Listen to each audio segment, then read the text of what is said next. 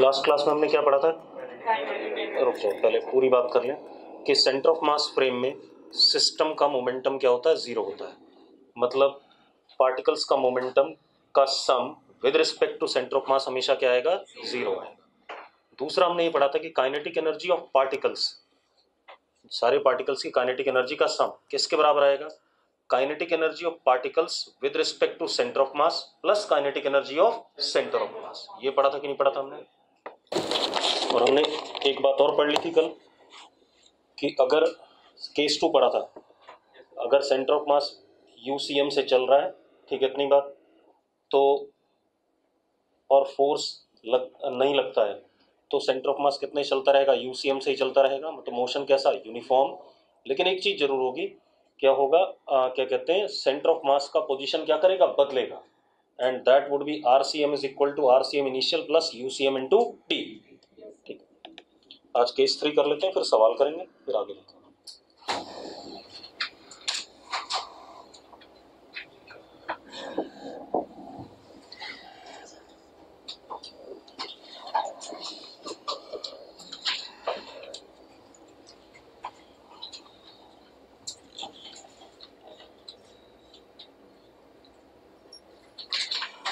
सेजल क्या कह रही है? जो सेंटर ऑफ मास है ऊपर से देखते हैं नीचे से देखते हैं, इसका मतलब क्या हुआ?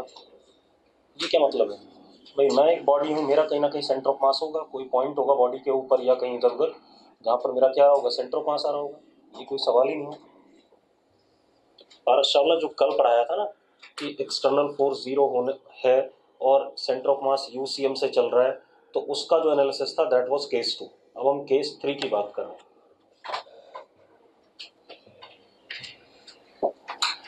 बताने के बाद भी भूल जाते हैं यार।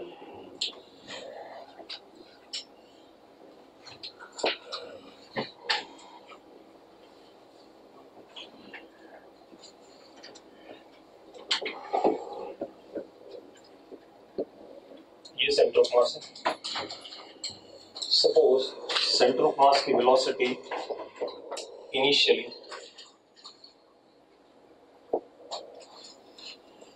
यूसीएम, अभी तक हमने फोर्स नहीं लगाया था सिस्टम पे, है ना? फोर्स क्या था? जीरो, दोनों केसेस में।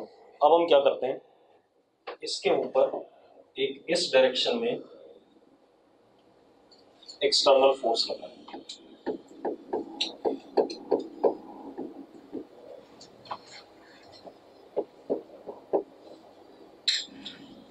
अब जरा देखो यार, अगर एक्सटर्नल फोर्स लग रहा है तो सेंटर ऑफ मास का क्या आएगा? एक्सेलरेशन भी आएगा। ठीक है, कितना आएगा एक्सेलरेशन?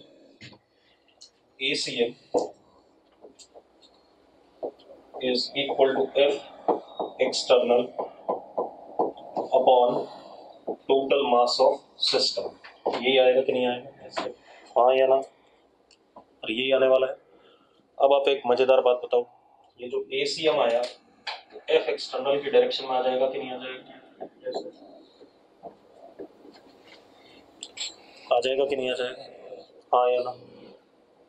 अब आप मुझे एक बात समझाओ, क्या कहानी है हमारे पास? ध्यान सुनो।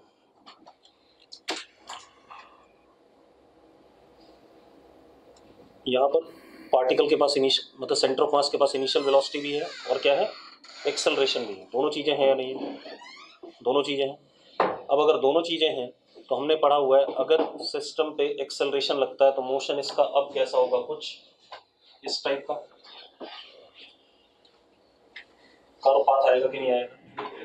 अगर सेम डायरेक्शन में एक्सेलरेशन होता तो क्या होता? स्ट्रेट लाइन पाथ हो जाता है। लेकिन यहाँ पर कुछ ऐसा हो गया और हमने पढ़ा हुआ है ऐसा मोशन। पढ़ा है कि नहीं पढ़ा है? पढ़ रखा है कि नहीं पढ़ रखा है? ठीक है, इतनी बात। तो बिल्कुल उसी तरीके से पढ़ेंगे। अब इस केस में क्या है? एक्सेलरेशन आने की वजह से velocity of centre of mass will what? Change, as well as position of centre of mass will also change. पक्की बात है। ठीक है, तो जरा देखो हम क्या कह सकते हैं, BCM changes will time ion as well as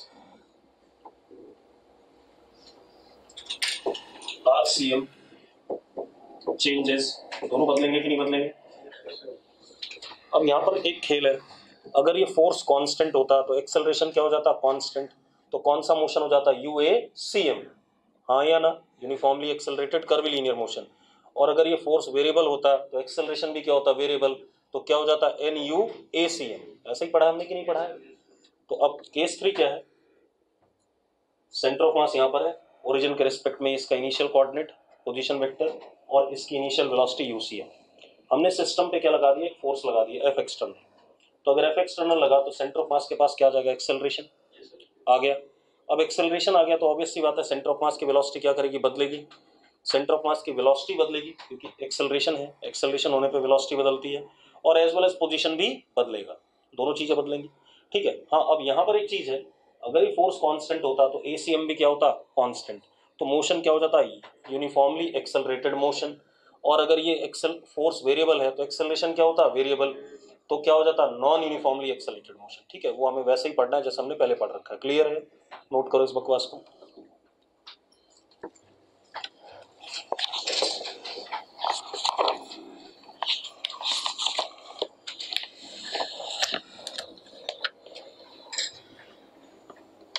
अब इस केस में ध्यान सुनो, इस केस में momentum of centre of mass varies, बदलेगा कि नहीं बदलेगा, हाँ या ना। अरे अभी तक जितने भी केसेस हमने पढ़े उसमें मोमेंटम सेंटर ऑफ मास का क्या था, कांस्टेंट था, लेकिन अब सेंटर ऑफ मास का मोमेंटम क्या करेगा, बदलेगा। लेकिन अभी भी एक बात ध्यान रखना, सेंटर ऑफ मास के फ्रेम में हर मोमेंट पे momentum of system will remain what, zero. यानी कि वो बात हमेशा ट्रू थी कि momentum of system of particles with respect to centre of mass frame is always zero. अगर आप किसी भी मोमेंट पे momentum with respect to centre of mass frame देखेंगे तो क्या आएगा, momentum of particles with respect to centre of mass frame. मैं लिख देता हूं, momentum of particles with respect to centre of mass frame will be zero always. ठीक है भाई,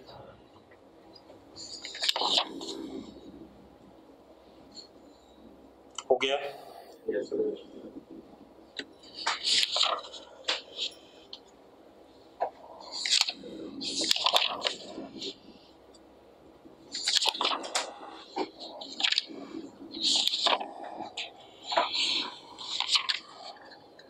अब हम कुछ सवाल कर लें। ठीक है, अभी कोलिजन नहीं पढ़ा हमने। कुछ लोग ग्रुप मतलब मुझसे डाउट्स पूछते रहते हैं, कोलिजन, हेड ऑन कोलिजन क्या है, वो सब क्या है, वो सब बाद में बातें होंगी इसी चैप्टर में। ठीक है, अभी हम सिर्फ सेंटर ऑफ मास पे कंसंट्रेट कर रहे हैं। आगे देखो,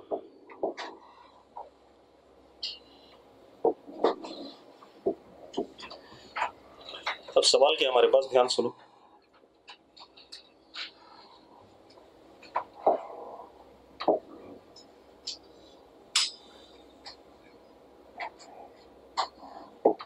दिस इज ग्राउंड।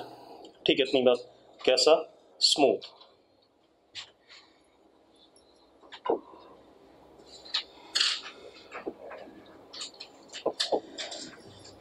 दे रखा है। ठीक है, इसके ऊपर एक ब्लॉक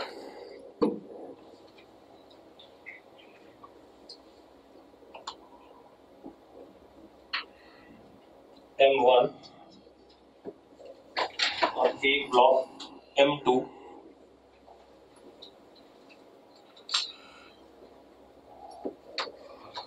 ठीक है, M1 और M2 के दो ब्लॉक्स।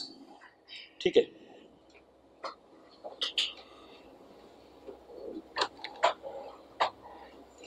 इन दोनों स्प्रिंग से कनेक्ट किया हुआ था।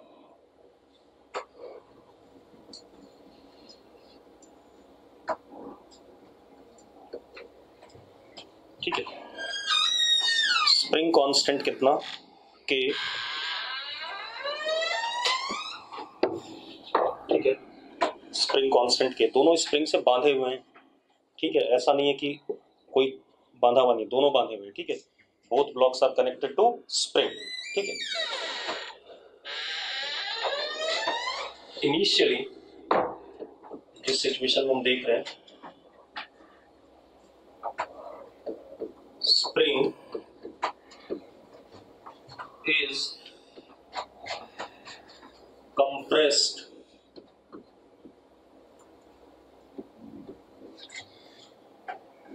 एक्स नॉट कितना कंप्रेस्ड है, एक्स नॉट कंप्रेस्ड है। तो स्प्रिंग दबी हुई है भाई, इस मोमेंट को हमने दबा के रखी भी है, क्लियर है, हमने होल्ड कर रखा दबा के।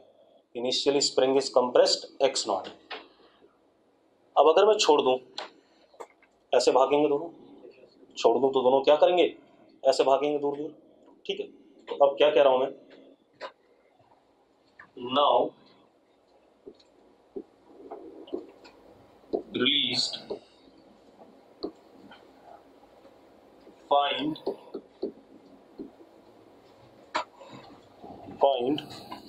velocity of m2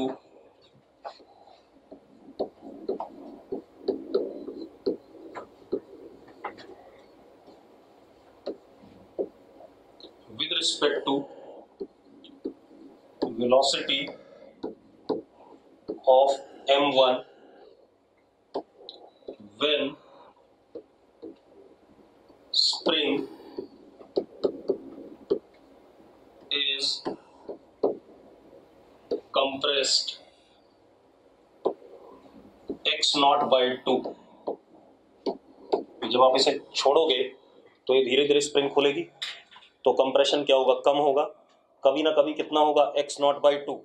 उस मोमेंट पे m2 की वेलोसिटी विद रिस्पेक्ट टू क्या बतानी है आपने, m1 बतानी है। क्लियर है इतनी बात, अरे क्लियर है। अब देखो भाई, इस सवाल को हम आगे भी करेंगे जाकर के, मतलब एक दो तीन चार लेक्चर बाद हम फिर करेंगे इस सवाल को, लेकिन अभी हम इसको कैसे करेंगे, सेंटर ऑफ मास से करेंगे, ठीक है इतनी बात। अब कैसे करेंगे सेंटर ऑफ मास से, ये ध्यान से सुनना मेरी बात, सुन लो भाई। आप एक बात बताओ, इनिशियली टाइम जीरो पे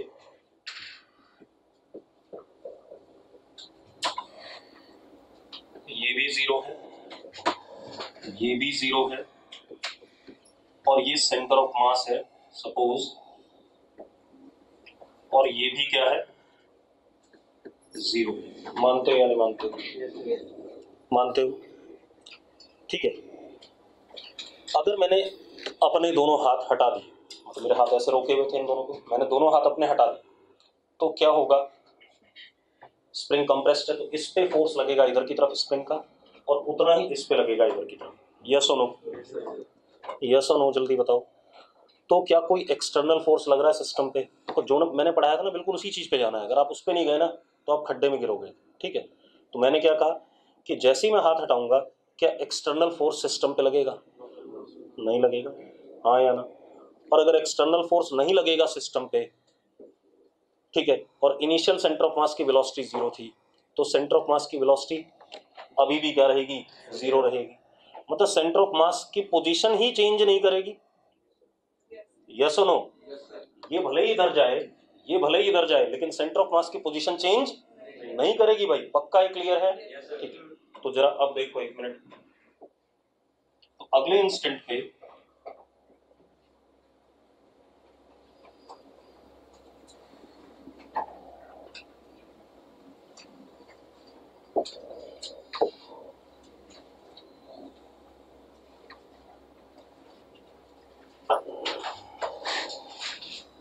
ये वाला ब्लॉक यहां पहुंच गया, और ये वाला ब्लॉक यहां पहुंच गया,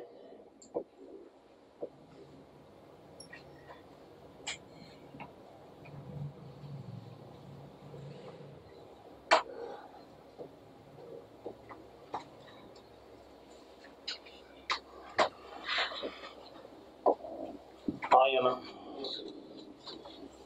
ठीक है। अब एक बात बताओ, सेंटर ऑफ मास अभी भी यहीं पर है,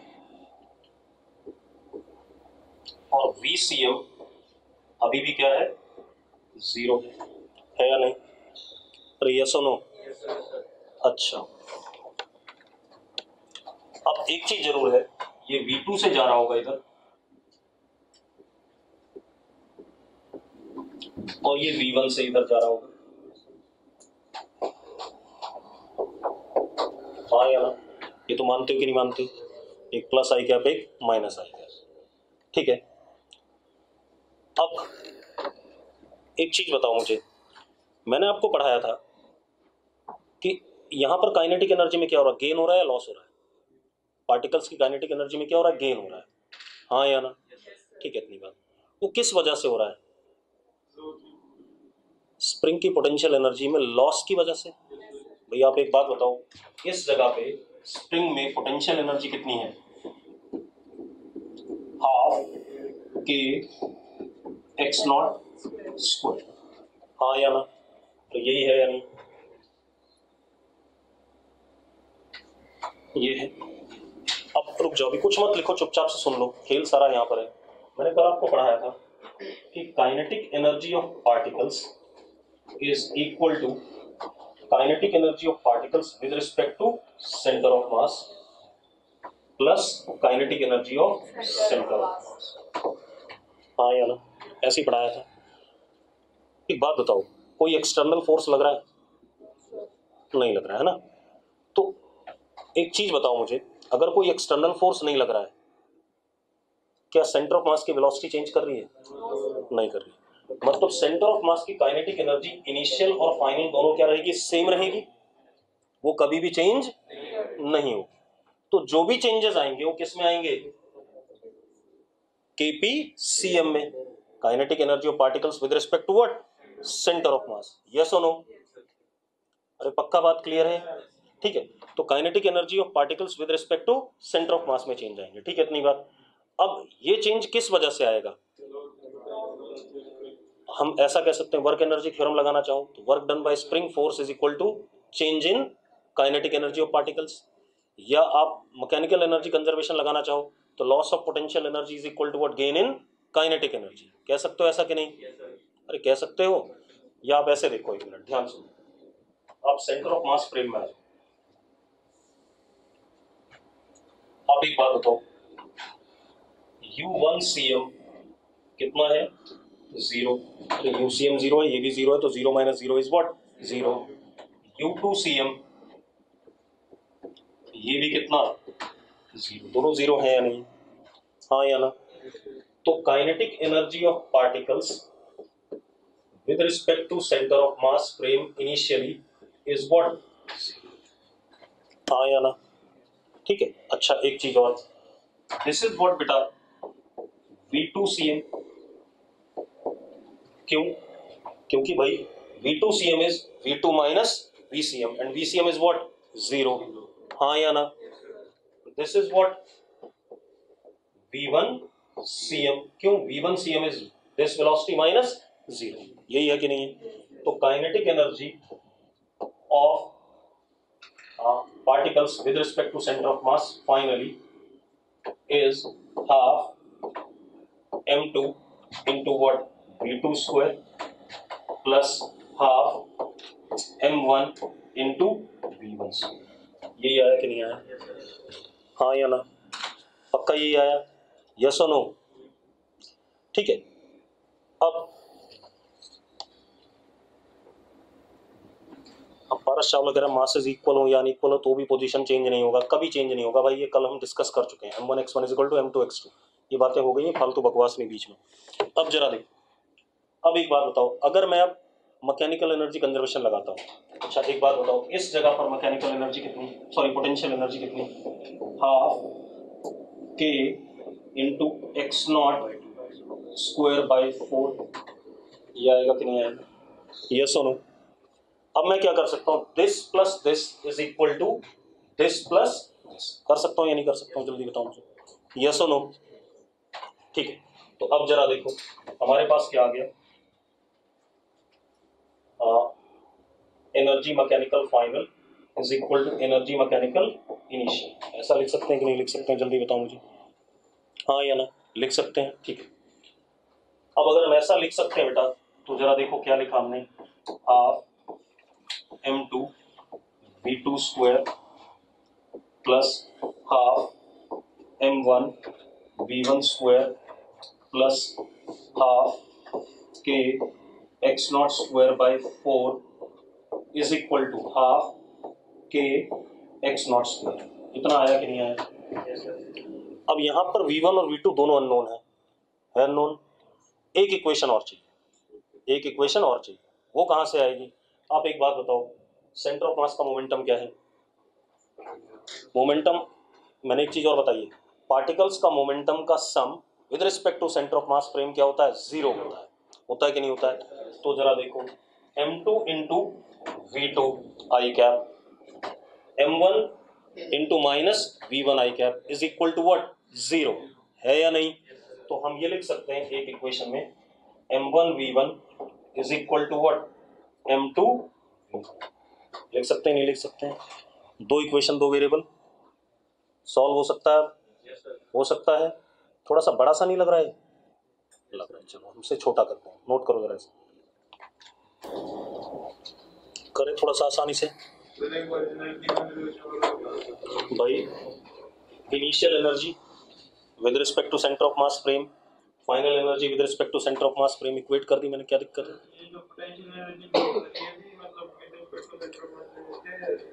वो भी तो एक काम कर, इसको with respect to centre of mass frame ना भी कर तो भी रिजल्ट यही आएगा, क्योंकि यूसीएम और वीसीएम क्या है? जीरो है। सेंटर ऑफ मास फ्रेम का कोई रोल नहीं रहा, अगर वो चल रहा होता तब आता वो रोल। ठीक है, अभी देखते हैं उस बात को, वैसा ही सवाल ला रहा हूँ, रुक जाओ, लिखो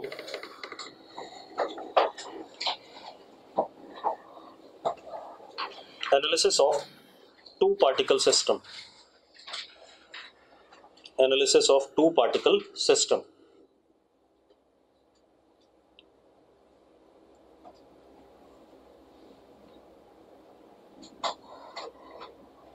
ठीक है, एक पार्टिकल यहां है,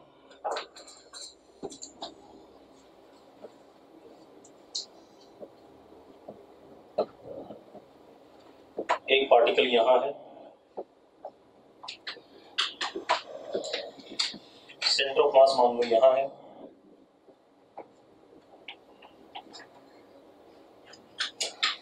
एंड दिस इज यूसीएम।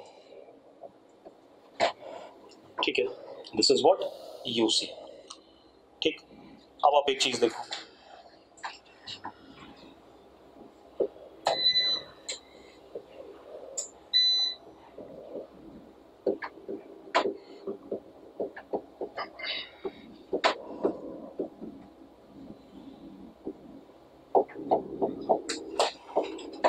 ये आया कि नहीं आया? इसमें कोई इशू है?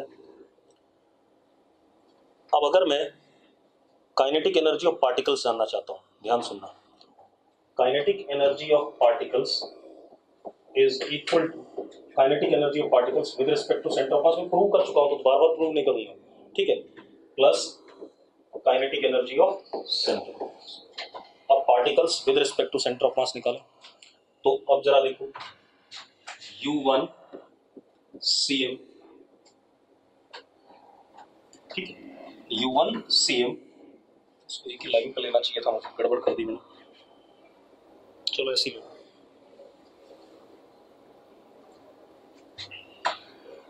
अब u1 cm देखो कितना आ रहा है, u1 माइनस ucm,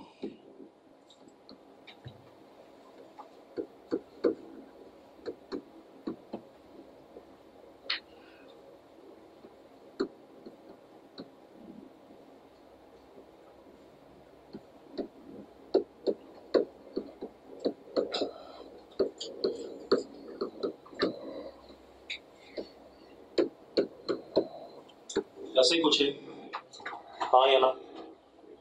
अब जरा देखना, पहली टर्म कट जाएगी कि नहीं कट जाएगी? अरे m1 u1 कट गया कि नहीं कट गया? फिर दूसरी टर्म क्या आएगी?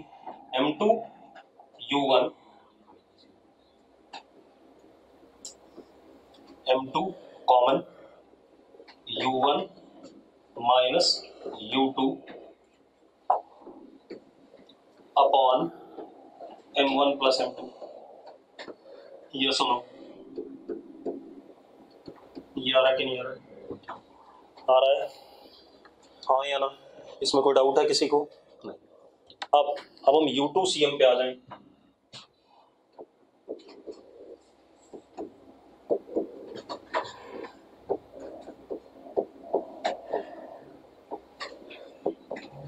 ठीक है, इतनी बात। अब अगर यहां वैल्यू डालो बेटा, तो यहाँ पर U2 यहाँ पर ऐसे ही आएगा अपॉन दिस, तो M2 U2 कट जाएगा, क्या आएगा, चलो करके दिखा देते हैं।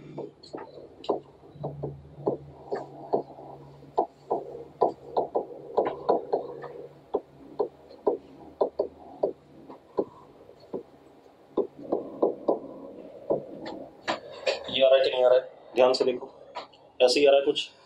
अब इसका एलसीएम ले लो, देखो जरा क्या बन रहा है। U2CM is how much, M1 U2 तो कितना हो जाएगा, minus M1 U1 minus U2 upon M1 plus M2। ऐसा आ रहा है कि नहीं आ रहा है, चेक करो आ रहा है या नहीं आ रहा है। देखो एक बात फिर से प्रूव हो रही है, ये क्या है, velocity of one with respect to centre of mass, ये क्या है, velocity of two with respect to centre of mass. अगर मैं इसको M1 से मल्टीप्लाई करूं तो क्या बनता है, momentum of one with respect to centre of mass.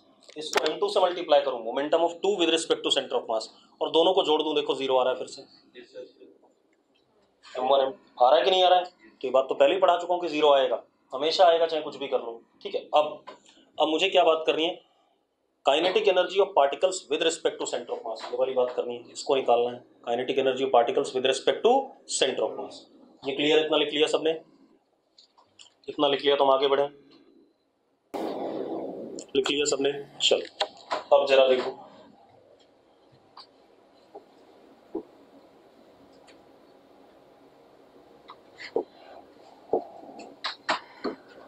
मैं निकालने जा रहा हूं kinetic energy of particles with respect to centre of mass, ये वाली टर्म निकालता हूं, ठीक है। इतनी बात, जरा देखो कितना आएगा, half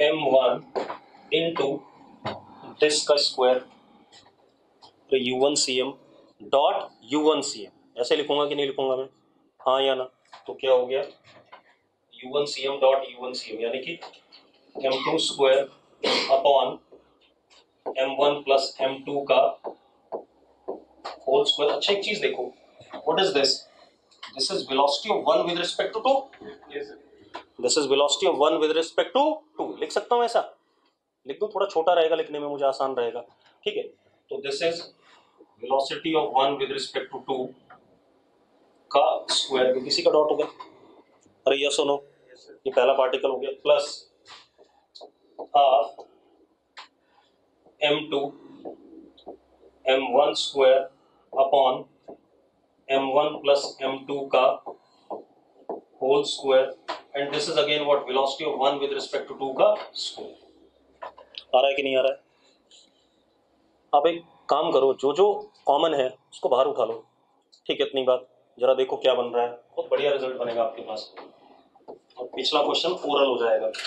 KPCM is equal to, ध्यान सुनना, KPCM is equal to half M1 M2 upon M1 plus M2 का होल स्क्वायर बाहर, और U12 का स्क्वायर बाहर, तो कितना हो गया, हाफ M1 M2 U12 का square upon M1 plus M2 का होल स्क्वायर, और यहां बचेगा क्या, M1 प्लस M2, बच रहा है कि नहीं बच रहा है, बच रहा है कि नहीं बच रहा है, जरा देखो निकम्मो, ये कट गया, कट गया कि नहीं कट गया। तो टू पार्टिकल सिस्टम के लिए KPCM क्या आया, ये मेन रिजल्ट है।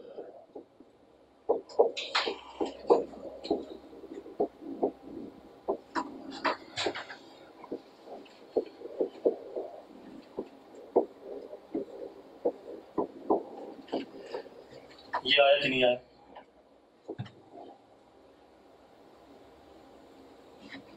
ये रिजल्ट आ गया कि नहीं आ गया, जरा देखो ढंग से इस रिजल्ट को।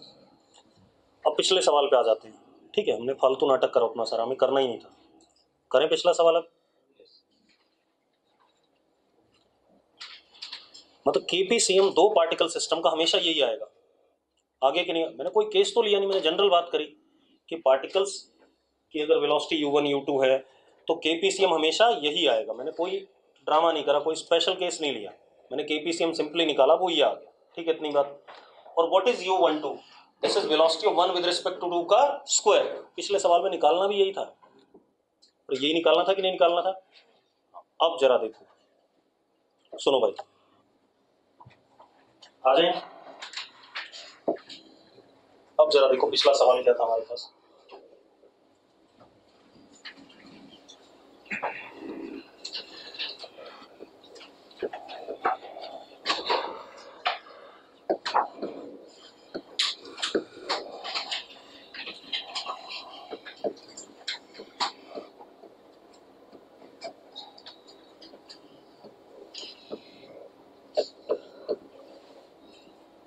अगर आप ये चीज समझ गए ना तो आपको आगे पढ़ने की जरूरत नहीं पड़ेगी चैप्टर को। अगर ये चीज नहीं समझे तो हमें आगे पढ़ना पड़ेगा, ठीक है? मतलब आगे वाली चीज फिर हमें मजबूरी होगी आनी चाहिए, और अगर ये आता है तो आगे वाला आए ना आए सारे सवाल हो जाते हैं। इतना सा खेल है। ये इनिशियल कंडीशन हमारे पास एक्स नॉट कंप्रेस्ड है, सेंटर ऑफ मास की इनिशियल वेलोसिटी क्या है? 0। अब हमने छोड़ दिया भाई,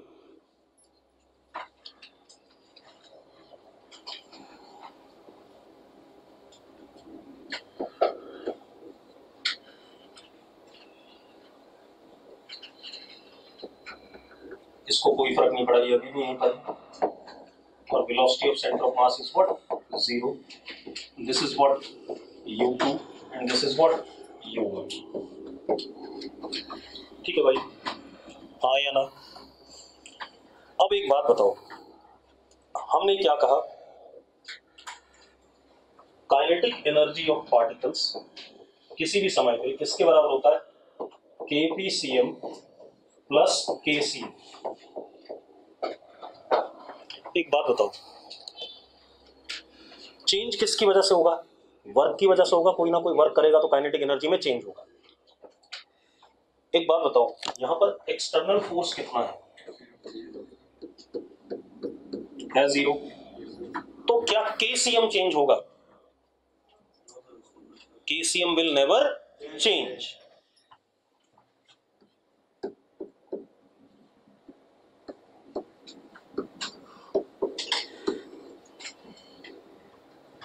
ठीक है, लेकिन काइनेटिक एनर्जी तो चेंज हो रही है, मतलब पार्टिकल्स की काइनेटिक एनर्जी चेंज हो रही है, लेकिन उसका कौन सा पार्ट चेंज हो रहा है? सिर्फ पार्टिकल्स का with respect to centre of mass. किसकी वजह से हो रहा है? Work done by spring force. तो अब जरा देखो, work done by spring force is equal to delta K P C M. यही हुआ कि नहीं हुआ? और यही हुआ कि नहीं हुआ? हाँ या ना? अब आपको कुछ नहीं करना, सिंपल आ गया। अब स्प्रिंग का वर्क, स्प्रिंग एक्स नॉट दबी हुई थी, ठीक है, इतनी बात। कितनी खुल गई? X naught by 2। तो work done will be equal to how much? Half k x naught square minus half k x naught square by 4। अरे यही पढ़ा है कि नहीं पढ़ा हमने? अरे पढ़ा है कि नहीं पढ़ा है? ठीक है, तो वर्क डन क्या हो गया? Half k x naught square minus x naught square by 4, तो कितना? 3 एक्स नॉट स्क्वायर बाई 4। ये आ गया वर्क डन बाय स्प्रिंग। आगे कि नहीं आ गया? तो ऐसे ही पढ़ा था कि नहीं पढ़ा था? Is equal to change in kinetic energy of particles with respect to centre of mass. एक बात बताओ, kinetic energy of particles with respect to centre of mass initially क्या था? 0 था कि नहीं था?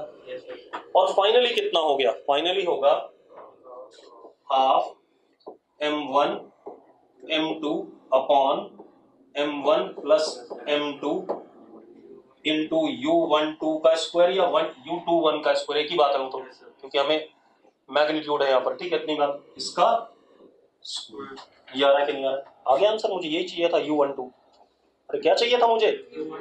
u12 चाहिए था। तो जरा देखो, 2 से 2 कट गया, कितना आ गया?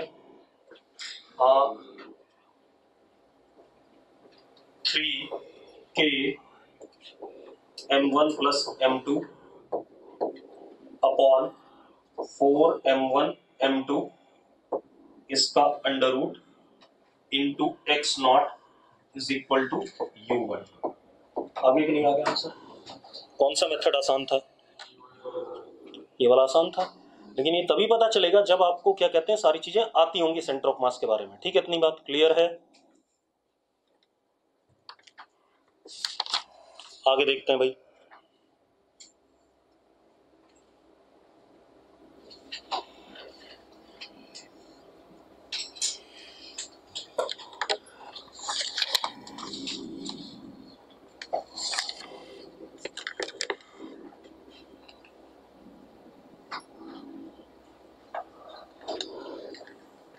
अब देखो यार, एक और क्वेश्चन देख लेते हैं।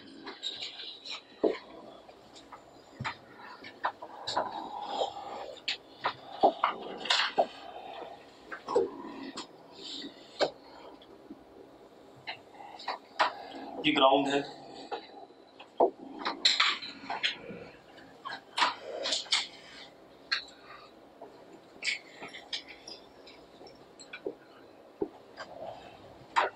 ठीक है।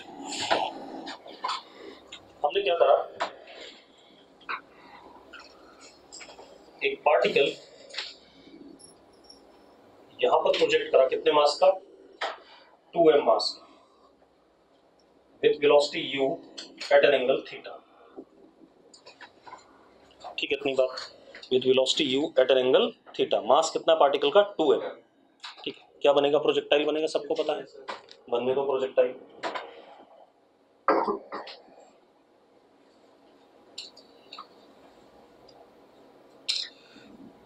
जब ये अपने टॉप पे पहुंचा, एट टॉप मोस्ट पॉइंट, ठीक है, इतनी बात, this particle splits into 2 equal parts. लिखो, when particle reaches its topmost point, when particle reaches at its topmost point, it splits into 2 equal parts। ठीक है, हेलो हेलो, हाँ ठीक है, हाँ पता है मुझे, ठीक है ठीक है, प्लस, ठीक है ठीक है।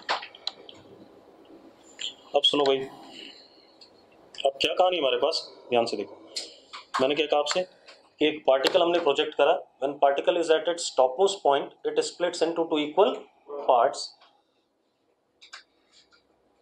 One of the part falls vertically down, एक पार्ट सीधे वर्टिकली नीचे गिरता है। ठीक है, then at what position from the initial point, then at what position from the initial point second particle will fall। मैंने क्या कहा, एक पार्टिकल जब ये दो हिस्सों में टूटता है तो एक पार्टिकल तो सीधे ऐसे नीचे आ जाता है, ऐसे,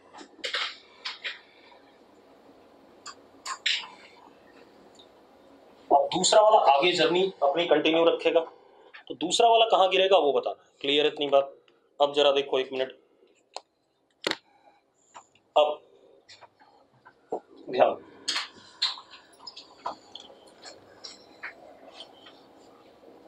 मैंने क्या कहा, when particle reaches at its topmost point it splits into 2 equal parts। ठीक है, one of the particle falls vertically down, तो दूसरा वाला पार्टिकल अपनी इनिशियल पोजीशन से कितनी दूरी पर गिरेगा, ये कहानी। अब मेरी बात एक मिनट ध्यान से, ध्यान सुनना भाई, अगर ये नहीं टूटता, पार्टिकल ना टूटता, तो उसे येलो कलर से ही बना रहा हूं,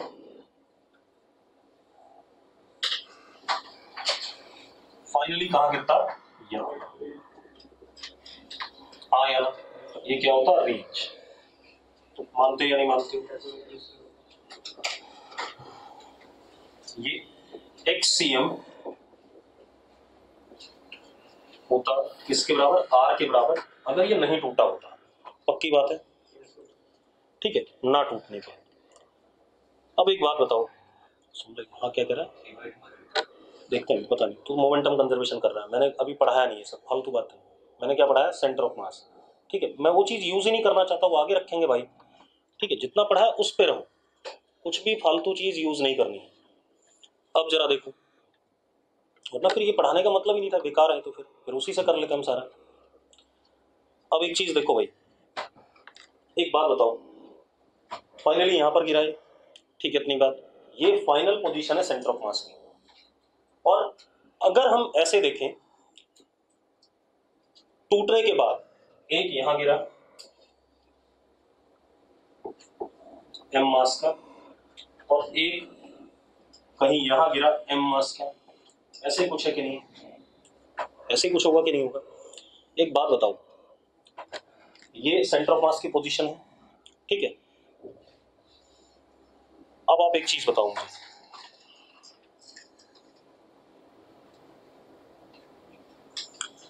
एक्स डायरेक्शन में कोई फोर्स है कोई फोर्स? एक्स डायरेक्शन में कोई फोर्स नहीं है, नहीं है ना, ठीक है। एक्स डायरेक्शन में कोई फोर्स नहीं है, ठीक है।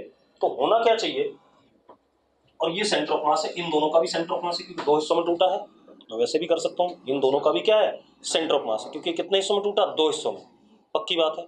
तो एक बात बताओ, इस पॉइंट के अबाउट, अब ये m हो गया, ये m हो गया, और यही सेंटर ऑफ मास है कि नहीं? फाइनल सेंटर ऑफ मास की पोजीशन यही है, तो किसी भी हाल में सेंटर ऑफ मास की यही पोजीशन रहनी है, ठीक है। तो इस पॉइंट के अबाउट मोमेंट ऑफ मासेस का सम इन दोनों पार्टिकल्स का क्या होगा, जीरो होगा। अगर जीरो होगा तो जरा देखो एक मिनट, ये r/2 है कि नहीं है? ये कितना है भाई, r/2 है या नहीं? तो इस पॉइंट से दूसरा वाला पार्टिकल कितनी दूरी पर है, जरा बताना। r plus r/2 is how much, 3r/2। Overall हो गया कि नहीं हो गया? नोट करो इसे।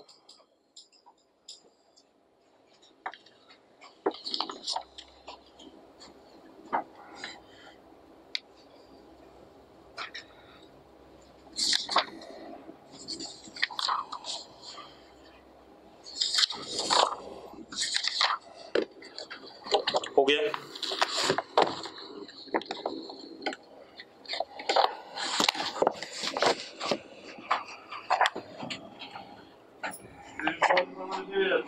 किससे? सबसे हो जाता, सबसे हो जाता, कोई इशू नहीं था। अब देखो भाई अगली कहानी, अब एक थोड़ा सा ना बुरा सा सवाल लेते हैं, जो बहुत ही बुरा सा हो, सबसे टफ, ठीक है। ध्यान सुनना, थोड़ा सा टिपिकल सा प्रॉब्लम है, ध्यान सुनो।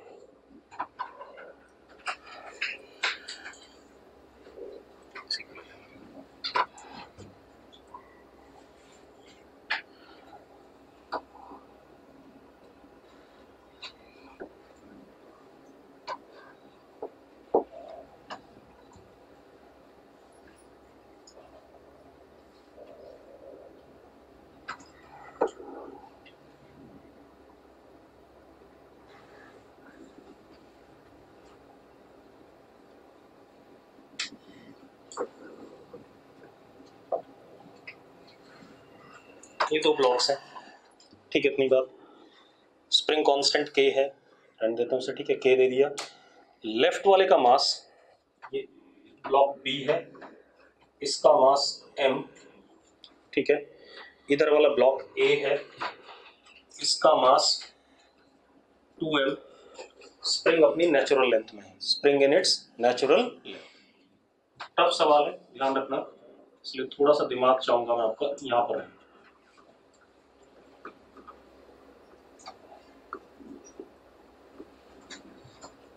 ठीक है भाई, देखो जितने भी मैं सवाल करा रहा हूँ ना, 2 दिन बाद ये आपको दूसरे तरीके से भी करने को मिलेंगे। दूसरे तरीके से होगा क्या, लगेगा आसान, मतलब कुछ पर्टिकुलर स्टेप्स होंगे, उन स्टेप्स को फॉलो करोगे आंसर मिलेगा, ठीक है, इतनी बात। लेकिन मैं चाहता नहीं, मैं चाहता हूँ दिमाग लगता रहे, ठीक है, थोड़ा सा दर्द हो दिमाग में। अब स्प्रिंग नेचुरल लेंथ में, अब हमने क्या करा, इस वाले को इस इंस्टेंट पे वेलोसिटी क्या दे दी, 2u0 i कैप, और इस वाले को दे दिया -u0 i कैप। इधर की तरफ है तो माइनस, उधर की तरफ है तो प्लस। अब एक बात बताओ, स्प्रिंग खींचेगी कि नहीं खींचेगी? खींचेगी, ठीक है। एक मोमेंट पे मैक्सिमम एक्सटेंशन भी आएगा, तो दूसरे तरीके से भी एनालाइज करेंगे, ठीक है, इतनी बात। और फिर एक बार जब मैक्सिमम आएगा उसके बाद फिर अंदर की तरफ आएगी स्प्रिंग, फिर मैक्सिमम कंप्रेशन भी आएगा, हाँ या ना? अब आपने क्या बताना है, सबसे पहले लिखो जरा, लिखो maximum extension in the spring, maximum extension in the spring. दूसरा,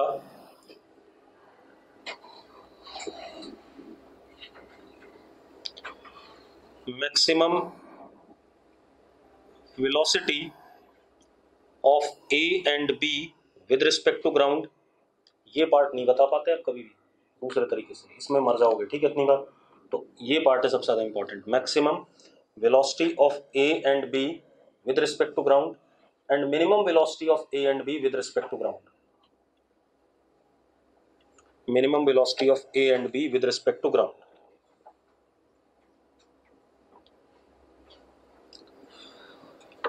अब आप एक चीज देखो, हम इस सवाल को सेंटर ऑफ मास फ्रेम में करेंगे, ठीक है।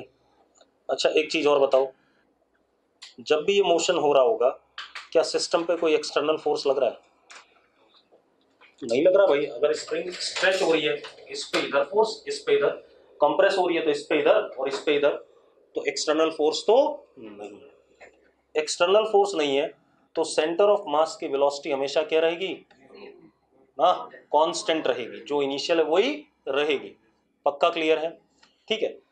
अब जरा पारस चावला जीरो नहीं होगी, जो भी इनिशियली थी वही रहेगी, ठीक है इतनी बात, यही बात बोल रहा हूँ। चलो तो लिखो जरा, we will solve problem in centre of mass frame.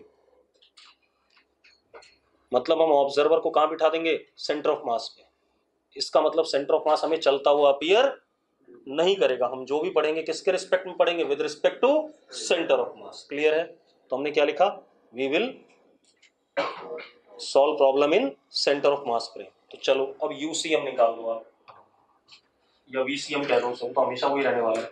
तो यूसीएम इज इक्वल टू, जरा देखो भाई कितना हो गया, 4 am not you not I cap minus am not you not I cap, कितना हो गया? 3 am not you not upon कितना? 3m। तो 3m कट गया तो कितना आ गया? You not I cap. तो यूसीएम कितना आ गया? You not I cap. आ गया भाई? आगे कि नहीं आ गया पहले बता दो मुझे, यस और नो। अब हम क्या करते हैं, हम पार्टिकल्स की वेलोसिटी भी with respect to centre of mass ले लेते हैं। पार्टिकल्स की वेलोसिटी भी क्या ले लेते हैं? With respect to centre of mass. चलो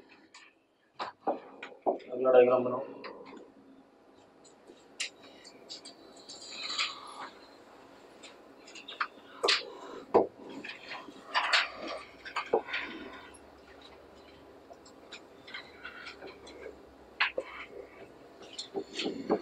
हम टाइम जीरो की बात करें बेटा, ध्यान रखना।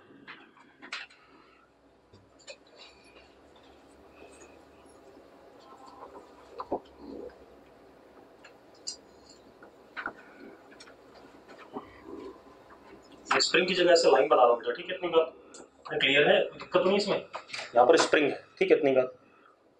अब जरा देखो, this would be U A C M, कितना हो जाएगा U A C M? This minus this, कितना हो गया? You not I cap. हाँ या ना? कितना हो गया?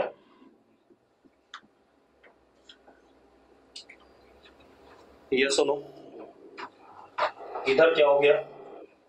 दिस माइनस दिस, तो कितना? -2 यू नॉट आई कैप।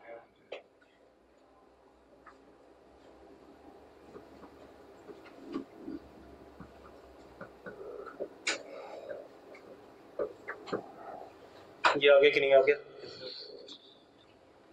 अब एक बात बताओ, क्या सेंटर ऑफ मास चल रहा है? अब तो नहीं चल रहा है क्योंकि हमारा ऑब्जर्वर कहाँ है? इसी जगह पर है। यस और नो? अब एक चीज देखो ध्यान से, ये आपको आगे चलता हुआ दिखाई पड़ेगा और ये आपको पीछे चलता हुआ दिखाई पड़ेगा, ठीक है इतनी बात। अब होना क्या है, क्योंकि सेंटर ऑफ मास के फ्रेम में चल रहा है, सेंटर ऑफ मास किस पे है? रेस्ट पे है, ठीक है। एक पर्टिकुलर मोमेंट पे दोनों साइमल्टेनियसली क्या आएंगे? रेस्ट पे आएंगे। उस मोमेंट पे क्या होगा? Maximum extension. फिर उसके बाद क्या करेंगे? वापस आएंगे अंदर, ठीक है इतनी बात। तो फॉर मैक्सिमम एक्सटेंशन क्या होना चाहिए? Both the particles with respect to centre of mass क्या होने चाहिए? रेस्ट पे आने चाहिए, तभी तो स्प्रिंग क्या होगी? मैक्सिमम खींचेगी। ये इधर से चल रहा है, ये इधर से चल रहा है। एक्चुअल में जब हम इसको देखते ग्राउंड फ्रेम में, ठीक है इतनी बात, तो जब ये रेस्ट पे आता तब ये रेस्ट पे नहीं आता, ठीक है इतनी बात। कुछ भी हो सकता था, इसलिए हम उस चीज को नहीं कर रहे हैं, ठीक है इतनी बात। एक्चुअल कहानी क्या चल रही है कि with respect to centre of mass frame ये एक अलग मोशन हो गया, ये एक अलग मोशन हो गया। ऐसे मान लो कि यहाँ पर स्प्रिंग के दो टुकड़े हो गए, आगे चल के एसएचएम में भी आपको करना है, ठीक है। इसका एसएचएम का टाइम पीरियड ऐसे ऐसे करेगा और ये ऐसे ऐसे करेगा, दोनों के एसएचएम का टाइम पीरियड क्या आएगा, सेम आएगा। हम आगे चल के प्रूव करेंगे एसएचएम में इस बात को। क्या चीज, क्या चीज, स्प्रिंग कुछ इस तरीके से कटी है कि इसका स्प्रिंग कांस्टेंट और इसका स्प्रिंग कांस्टेंट कुछ ऐसा एडजस्ट करेगा कि इसके ऑसिलेशन का टाइम पीरियड और इसके ऑसिलेशन का टाइम पीरियड क्या आएगा, सेम आएगा। ठीक है, इतनी बात तो अपने आप सेम आएगा। तो एक बात बता, जब ये इसकी वेलोसिटी जीरो होगी तो उसी इंस्टेंट पे इसकी भी क्या होगी, जीरो होगी। यही कहानी आनी है कि नहीं आनी? तो लिखो जरा, क्या चीज, हाँ के चेंज हो जाएगा, ठीक है। तो लिखो, लिखो at the instant of maximum extension,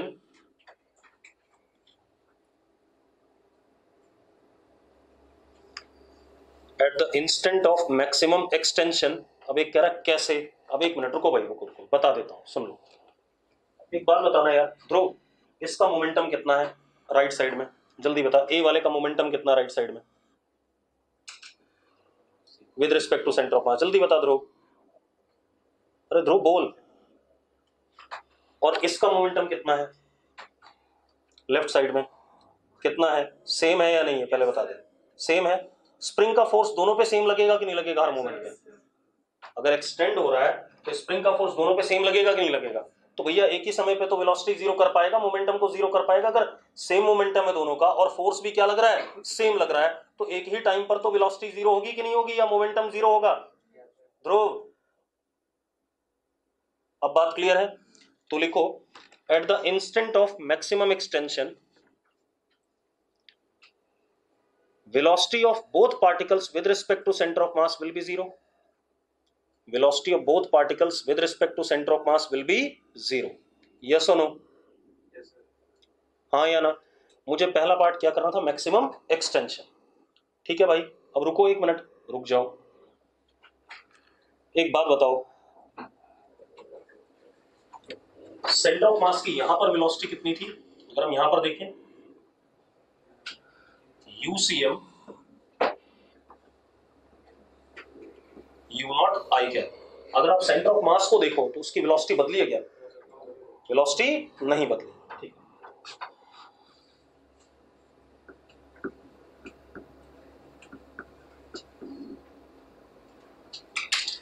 वो कभी नहीं बदलेगी क्योंकि एक्सटर्नल फोर्स नहीं है। अब रुको भाई, मैंने ही बता दिया मैक्सिमम एक्सटेंशन पे दोनों की वेलोसिटी क्या हो गई, जीरो हो गई with respect to centre of mass. बना देता हूं।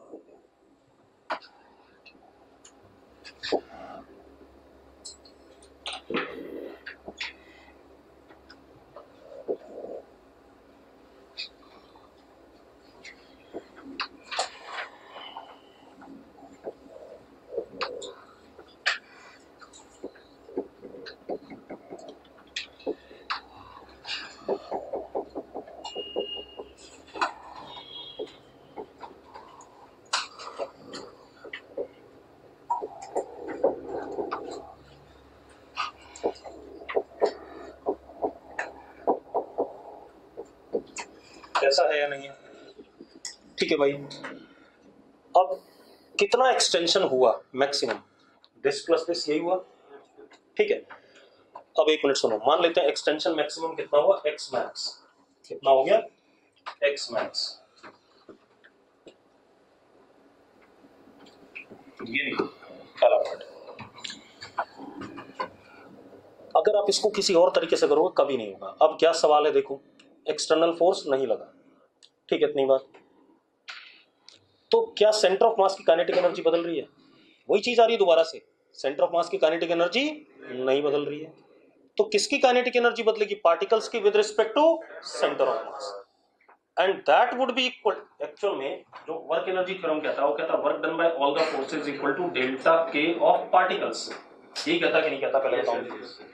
अब डेल्टा के ऑफ पार्टिकल्स में K of particles with respect to centre of mass finally plus k of center of mass finally minus k of particles with respect to center of mass initially plus k of centre of mass initially. एक बात बताओ, ये निकम्मो बराबर ही रहा, ये तो बदला ही नहीं, हाँ या ना? तो किसके बराबर आ गया है? काइनेटिक एनर्जी का change with respect to centre of mass, हाँ या ना? तो वर्क डन बाय स्प्रिंग ये आ गया, क्योंकि वर्क करने वाला कौन है यहाँ? स्प्रिंग है। चलो अब देखो भाई, तो work done by spring is equal to delta K PCM. Directly ये लिख सकता हूं, लिख सकता हूं या नहीं? अब स्प्रिंग क्या हो रही है? एक्सटेंड हो रही है, तो वर्क डन बाय स्प्रिंग क्या होगा? नेगेटिव होगा, हाँ या ना? कितना होगा? Minus half k x naught x maximum का स्क्वायर, हाँ या ना? तो कितना हो गया? Minus half k x maximum का square is equal to KPCM final. कितना है? 0। तो निकम्मो, दोनों का फाइनल वाला क्या है? 0 है कि नहीं? Minus KP CM initial. अब एक बात बताओ, केपी सीएम इनिशियल क्या होता था? Half m1 m2 upon m1 plus m2 u1 minus u2 का होल स्क्वायर। पढ़ा कि नहीं पढ़ा हमने? बार बार हम उसे कैलकुलेट नहीं करेंगे, वो अपने आप आ रहा है। ठीक है, इतनी बात कि मैं पहले लिखूं half 2m into you not square plus half m into 2u not square, वो एक वही रिजल्ट आएगा। अरे क्लियर है? तो कितना आ गया? Minus half k max, sorry k into x max का square is equal to minus half m1 m2 यानी कि 2m square upon 3m this minus this का whole square. This minus this का होल स्क्वायर मतलब 3 का whole square, यानी कि 9 you not square. मानते हो या नहीं मानते हो भाई? अरे यार, this vector minus this vector क्या आएगा? 3 आएगा कि नहीं आएगा? ये कहानी आ गई, आ गया अपना आंसर तो आ ही गया।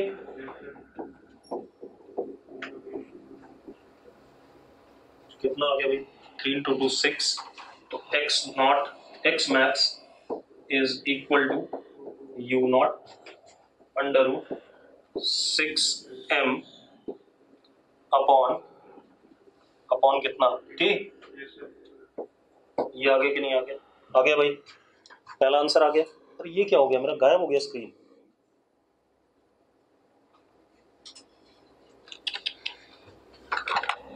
अच्छा आ गई, ये कैसे हो गया? अबे दिख रहा है सबको? तब ठीक है, चलो अब क्लियर है। तो ये पार्ट तो आसान है, ठीक है, ये पार्ट हम करते हुए आ रहे हैं कल से। चलो अब आते हैं हम दूसरे काम पे। हो गया? अब जरा इसको मिटाओ।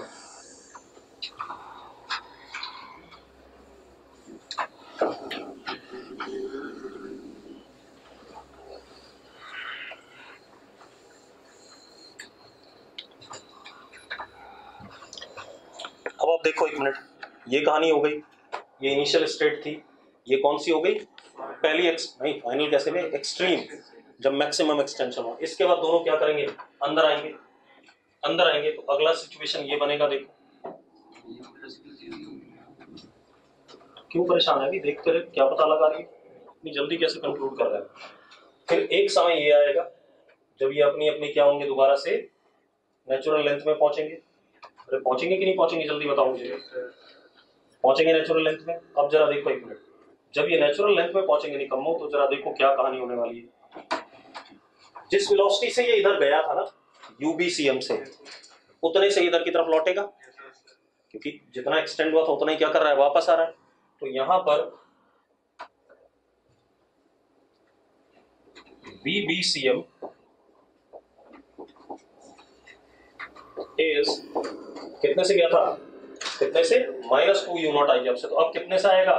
2u नॉट आई कैप, और ये इधर की तरफ आएगा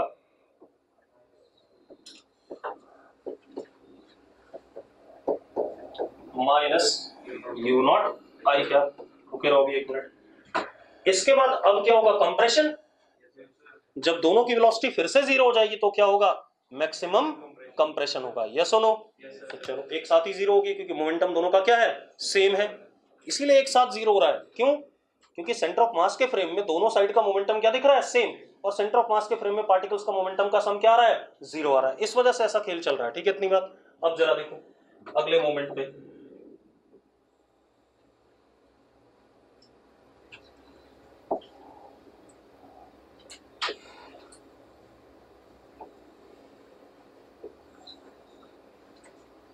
VBCM कितना 0 और VACM भी कितना 0। अब मुझसे पूछा क्या गया बेटा, maximum velocity of particle A with respect to ground, हाँ या ना। अब एक काम करो, A की वेलोसिटी इस मोमेंट पे विद रिस्पेक्ट टू ग्राउंड कितनी थी, 2u0 I के, हाँ या ना। ठीक, अब यहाँ पर जब यहाँ पहुंचा तो VACM क्या है, 0। 0 is equal to VA minus VCM। तो इस इंस्टेंट पे VACM 0 है, VACM को क्या लिखोगे, VA minus VCM। What is VCM हम निकाल चुके हैं, VCM तो हमेशा क्या u0 I कैप है, निकाला हुआ कि नहीं निकाला हुआ, ये तो कभी भी चेंज नहीं हो रहा है। तो VA minus VCM is equal to 0, तो VA is equal to what, VCM। तो इस मोमेंट पे एक्चुअल में स्पीड ग्राउंड के रिस्पेक्ट में 0 नहीं है निकम्मो, वो कितनी है, UCM के बराबर, कितनी, u0 I कैप। कितना अलग सा खेल चल रहा है, हाँ या ना। एक्चुअल में मैक्सिमम एक्सटेंशन वाले इंस्टेंट पे वेलोसिटी 0 नहीं थी ब्लॉक A की, कितनी थी, u0 I कैप थी। ठीक है, अब रुक जाओ, जब यहां पहुंचे हम वापस इस जगह पे, तो VACM is minus u0 I cap, तो VA minus u0 I cap, ठीक है, इतनी बात, क्योंकि UCM कितना u0 I कैप है, VA minus u0 I cap is equal to minus u0 I cap, तो कितना हो गया, VA 0 हो गया। तो इस इंस्टेंट पे जब दोबारा से वो मीन पे पहुंचता है तो VA कितना है, 0 है। ठीक है, इतनी बात। अब जब यहां पहुंचता है, ध्यान सुनो, तो VACM क्या है, 0, तो VA is equal to what, u0 I cap.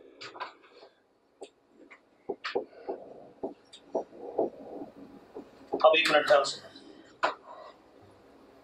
Initial state क्या थी, 2u0 I कैप। ठीक है, 2u0 I कैप से घटता रहा, कितना है, u0 I कैप। ठीक है, इतनी बात। फिर कितना आया, 0 आया, फिर कितना आया, u0 I कैप, है ना। ठीक है, इतनी बात। तो इसका मतलब 2u0 I कैप से हम बीच में एक बार 0 आए, फिर u0 I कैप आए।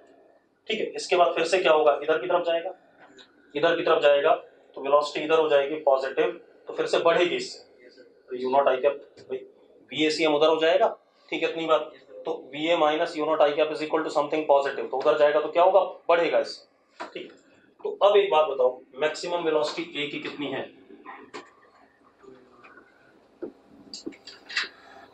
और मिनिमम कितनी है, VA 0 भी आया एक बार बीच में, हाँ या ना। तो मिनिमम कितनी है इसकी, इसी तरीके से B पे आ जाओ, इधर किस पे आ जाओ, B पे देखो, इस इंस्टेंट पे VB, इस इंस्टेंट पे तो पता ही हमें कितना है, माइनस u0 I है या नहीं। अब यहां आ जाओ, यहां पर ये 0 है, तो कितना हो जाएगा, VB इज इक्वल टू कितना, u0 I कैप। ये आया कि नहीं आया, हाँ या ना। यहां पर इधर की तरफ 2u0 I कैप, तो उधर जाएगा तो कितना, 3u0 I कैप। अरे कितना हो गया, 3u0 I कैप। तो यहां पर VB कितना आया,